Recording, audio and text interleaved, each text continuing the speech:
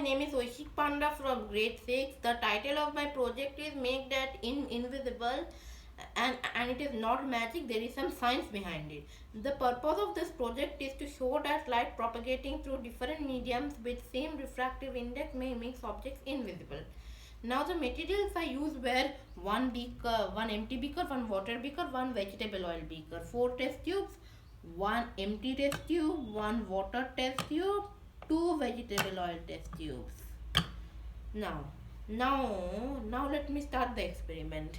Um, now the now let me take the empty beaker and put it empty test tube and put it to the empty beaker. It is visible due to reflection. Now to the water beaker, it is visible but little bit bent due to refraction. Uh, Now to the vegetable oil beaker, it is visible but little bit bent due to refraction. Now let me take the test tube with water and put it to the empty beaker. Uh, it is visible. Now to the water beaker, it is visible. Now to the vegetable oil beaker, it is visible. Now let me take the vegetable oil test tube and put it to the empty beaker. It is visible. Now to the water beaker, it is visible. Now let me take the vegetable oil test tube and put it to the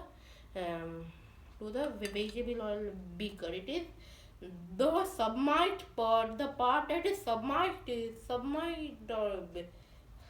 the vegetable oil is not visible due to same refractive index of glass and vegetable oil. So neither light reflects not refracts. It just transmits to the medium, making that invisible. Based on the result, my conclusion is light can also make things invisible. Science make it possible. Thank you.